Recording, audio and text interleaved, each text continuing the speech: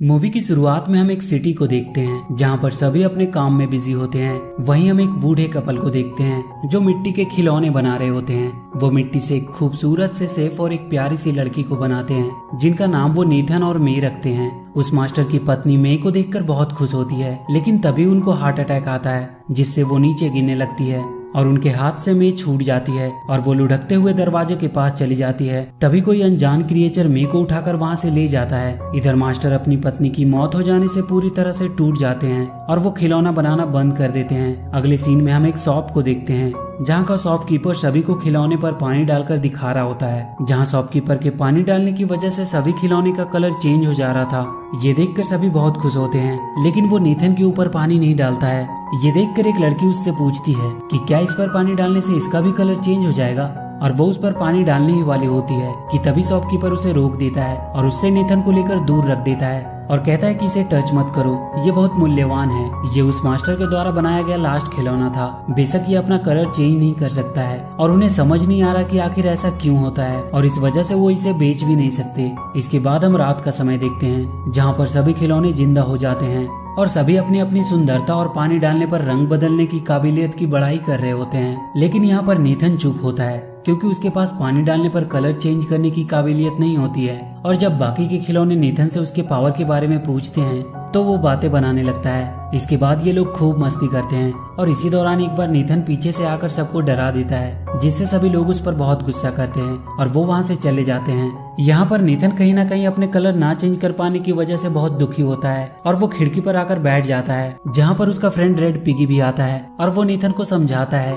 कि कलर ना चेंज कर पाना तुम्हारी कमजोरी नहीं बल्कि ताकत है, क्योंकि इस वजह से तुम्हें कोई नहीं खरीदेगा और तुम हमेशा खुशी से यहीं पर रहोगे। अगले सीन में हम एक सफेद बॉल को देखते हैं जो पूरे शहर में लुढ़कती हुई इधर उधर आ जा रही होती है। इसके बाद वो बॉल लुढ़कते हुए उसी जगह पे आती है जहाँ पर नेथन अपनी बाकी के दोस्तों के साथ रहता है। उस सफेद बॉल को देखकर सब डर जाते हैं, लेकिन अगले ही पल उन्हें पता चलता है कि वो सफेद बॉल कोई बॉल नहीं बल्कि एक रोबोट है। इसके बाद वो रोबोट उन्हें बताती है कि वो फ्यूचर से आई है। इसके बाद नेथन उस रोबोट की परीक्षा लेता है और पूछता है कि अच्छा बताओ अगले कुछ समय में आसमान में क्या होने वाला है। इस पर वो रोबोट बताती है कि अगले कुछ मिनट में यहाँ से एक प्लेन गुजरेगी, और होता भी बिल्कुल ऐसा ही है। ये देखकर सभी आश्चर्यचकित रह जाते हैं, लेकिन नेथन को अभी भी विश्वास नहीं हो रहा था और इसके बाद वो उसकी और कई तरह के टेस्ट लेता है, लेकिन एक एक करके उसके द्वारा की गई सारी भविष्यवाणियां सच होती है।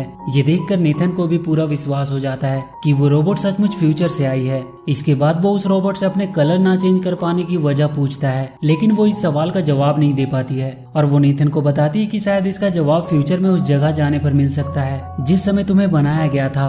रोबोट का ये आइडिया नेथन को बहुत पसंद आता है और वो उसके साथ उस झूले की तरफ निकल पड़ता है जहाँ से एक वर्म होल की मदद से रोबोट भविष्य से यहाँ आई थी। वो किसी तरह इंसानों की नजर से बचते हुए बड़ी मुश्किल से आगे बढ़ रहे होते हैं। वहीं दूसरी तरफ हम रेड पिगी को देखते हैं जो एक साइंस की किताब को अपने पीठ पर बांधकर नेथन की तरफ निकल पड़ता है, क्योंकि उसे साइंस में बहुत रुचि होती है। इसलिए उसे लगता है कि वो नेथन को भविष्य में जाने में मदद कर सकता है। वहीं दूसरी तरफ हम नेथन और रोबोट को देखते हैं जो बहुत मुश्किलों का सामना करके किसी तरह उस झूले के ऊपर पहुंच जाते हैं, जहां पर रोबोट के हिसाब से वो वर्म होल था जिसकी मदद से वो भविष्य से यहाँ आया था। लेकिन वहां पर कुछ भी वैसा नहीं होता है और वो दोनों फ्यूचर में जाने के चक्कर में गिरते हुए एक घर में आ जाते हैं जहाँ पर ढेर सारे पालतू जानवर होते हैं और यहाँ पर एक बूढ़ा कछुआ भी होता है। वो जब नेथन की परेशानी के बारे में सुनता है तो वो उसे बताता है कि तुम्हारे सवालों का जवाब एक ही आदमी दे सकता है, जिसका नाम है 3W मैन, जो सब कुछ जानता है, जो सबसे बड़ा ज्ञानी है। उसके पास हर सवालों का जवाब होता है। इसके बाद वो नेथन को एक मैप दिखाता है और बताता है कि 3W मैन तक पहुंचने के लिए उसे अंडरवर्ल्ड के अंधेरे रास्तों से होकर जाना पड़ेगा और उन अंधेरे रास्तों में इविल फ्लैश नाम का एक शैतान रहता है जिनसे उन्हें बचकर आगे बढ़ना होगा, वरना अगर उसकी नजर उन पे पड़ गई तो या तो वो उन्हें बंदी बना लेगा या फिर जान से मार देगा। इसके बाद नेथन रोबोट के साथ 3W मैन की तलाश में निकल पड़ता है। अब ये दोनों इंसानों की नज़र से बचते हुए गटर में आ जाते हैं और गटर के रास्ते आगे बढ़ने लगते हैं। आगे बढ़ने के दौरान एक बार नेथन रोबोट को यूं ही स्पिन करने को बोलता है और वो ये देखकर हैरान हो जाता है कि वो रोबोट सच में स्पिन करने लगती है। इसके बाद नेथन रोबोट को स्टॉप बोलकर रोक देता है और उससे पूछता है कि ये क्या है। इस पर वो रोबोट नेथन को बताती है कि उसे नहीं पता। दरअसल उस रोबोट में एक वॉइस कमांड का फीचर होता है जिससे कोई भी बोलकर रोबोट को कमांड दे सकता है और अपनी मर्जी के हिसाब से उसे इस्तेमाल कर सकता है। तभी हम वहाँ एक चूहे को देखते हैं जो एक छोटे से गिफ्ट को लेकर जा रहा होता है। अब जब नेथन रोबोट के साथ कुछ आगे बढ़ता है कि तभी उसे नीचे वो गिफ्ट पड़ा दिखाई देता है जो वो चूहा लेकर जा रहा था। नेथन उस गिफ्ट को उठा लेता है और वो उसे एक गिफ्ट के तौर पे उस रोबोट को दे देता है और वो रोबोट उसे लेकर बहुत खुश होती है और उसका सिस्टम नेथन को एक फ्रेंड के तौर पे एक्सेप्ट कर लेता है।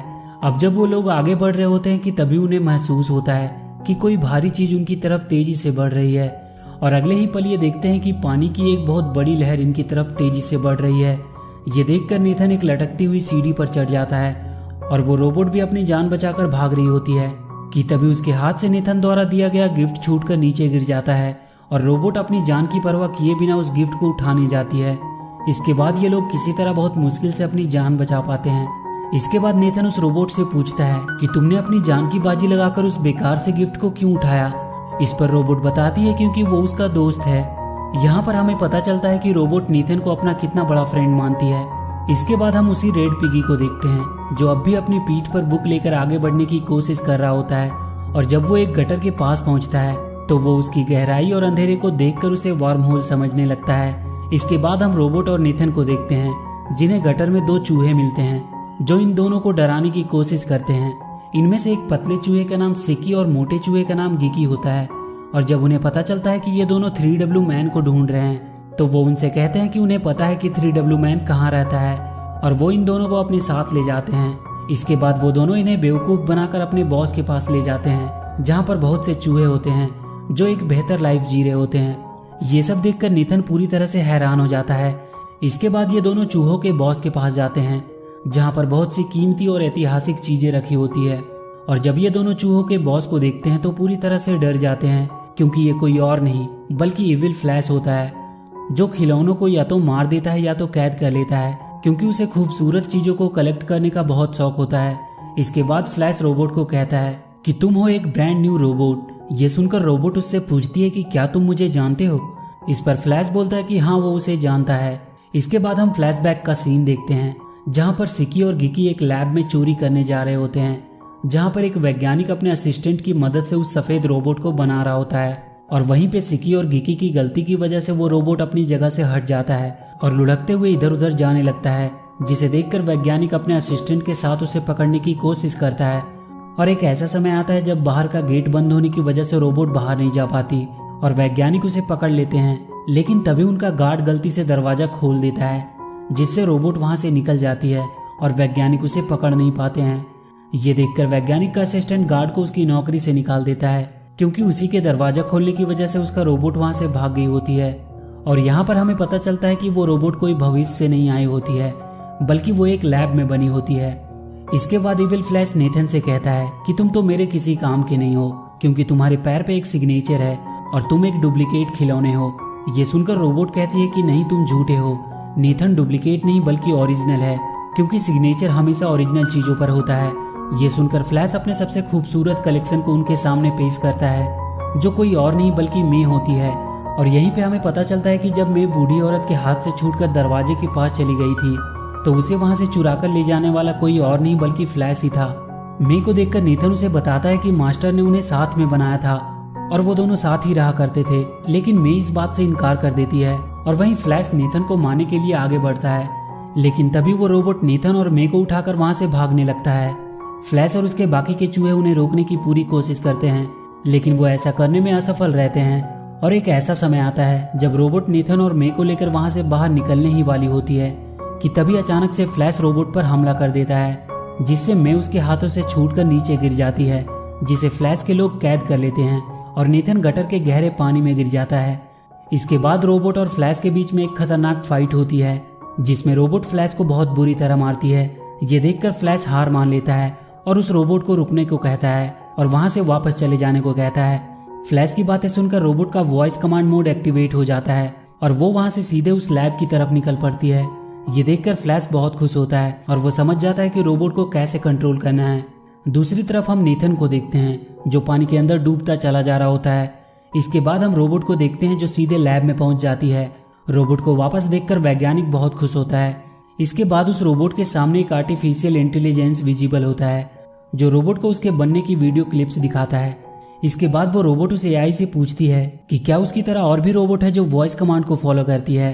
ये सुनकर एआई उसे बताता है कि हाँ, उसके जैसे और भी कई रोबोट हैं। इसके बाद वो खुद को वायर से अलग करके रोबोट के पास आ जाता है और वो उस रोबोट को वॉइस कमांड देता है और देखते ही देखते वहाँ पर ढेर सारे रोबोट आ जाते हैं जो एआई कमांड को फॉलो कर रहे होते हैं। लेकिन रोबोट को ये सब पसंद नहीं आता है और वो वहाँ से निकल जाती है।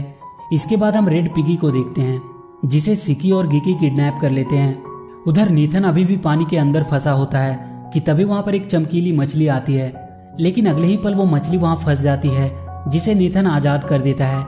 इसके बाद वो मछली वहाँ से चली जाती है और अपनी तरह ढेर सारी मछलियों को लेकर वहाँ आती है। इसके बाद वो मछलियाँ नीथन को अपने ऊपर बिठाकर उसे वहाँ से बाहर निकालने के लिए निकल पड़ती है।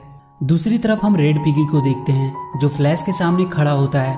फ्लैश पिगी को टॉर्चर करके उससे पूछता है कि बताओ रोबोट कहाँ पर है, लेकिन पिगी उसे कुछ नहीं बता पाता है क्योंकि उसे खुद नहीं पता होता है कि रोबोट कहाँ पर है। ये सुनकर फ्लैश पूरी तरह से फ्रस्ट्रेट हो जाता है।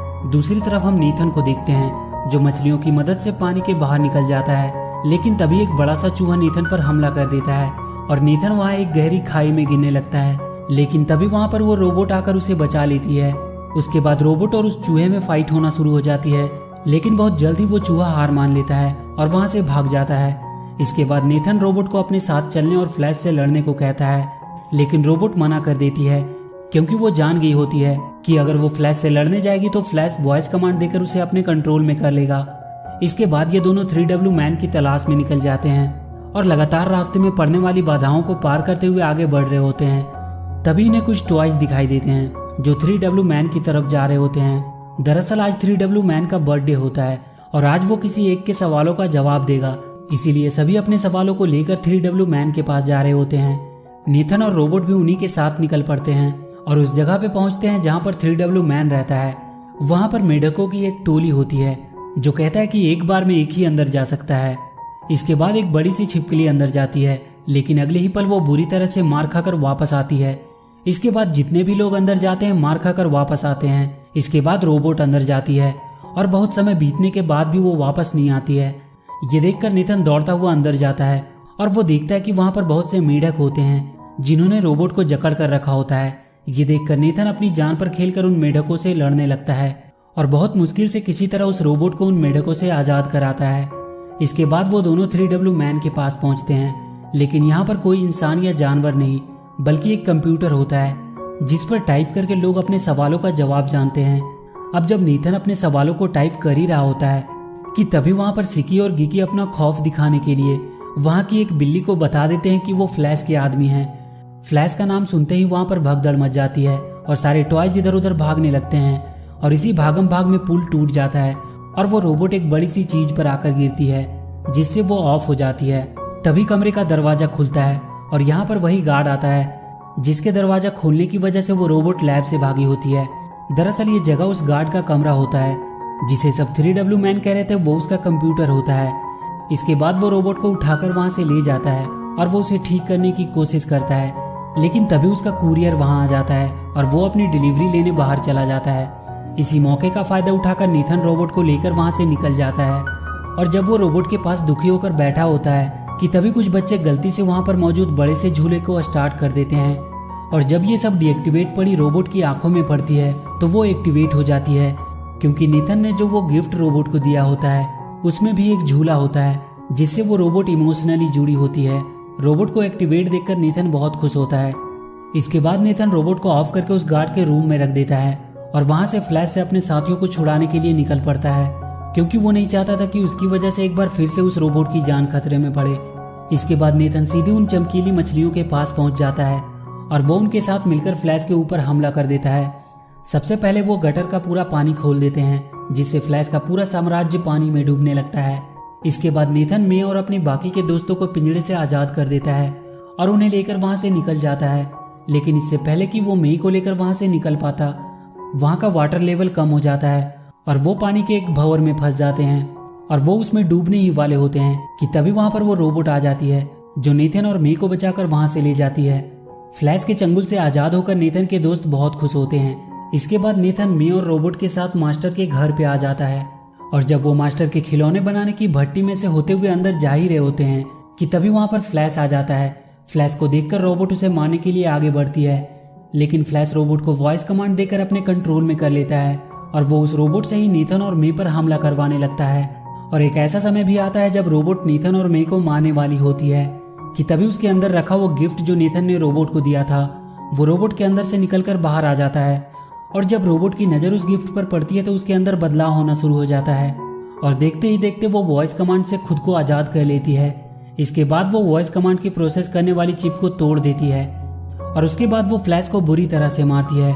रोबोट को फ्लैश के कंट्रोल से बाहर देखकर नीथन बहुत खुश होता है कि तभी फ्लैश भट्टी में कोयले की चैन को खींच देता है, जिससे देखते ही देखते भट्टी में ढेर सारा कोयला आने लगता है, जिसे देखकर रोबोट नीथन और मे को लेकर वहां से भागने लगती है। लेकिन तभी फ्लैश भट्टी की आग वाली बटन को एक्टिवेट कर देता है, जिससे वो पूरी भट्टी जलते हुए कोयले से भरने लगता है। लेकिन किसी तरह बहुत मुश्किल से रोबोट मे को लेकर भट्टी से बाहर निकल जाती है और नीथन भी रोबोट का हाथ पकड़कर बाहर निकलने ही वाला होता है कि तभी फ्लैश नीथन का पैर पकड़कर नीचे खींचने लगता है और नीथन को रोबोट और मे की जान को बचाने के लिए रोबोट का हाथ छोड़ना पड़ता है, जिससे नीथन और फ्लैश धधकते हुए लावे में गिर जाते हैं और वहां पर एक जोरदार ब्लास्ट होता है, जिससे रोबोट और मे दूर जाकर गिरती है। और अगले सीन में हम देखते हैं कि मास्टर सोकर उठता है। जब वो नीचे देखता है तो वहां पर मे होती है, जिसे देखकर वो मास्टर बहुत खुश होता है।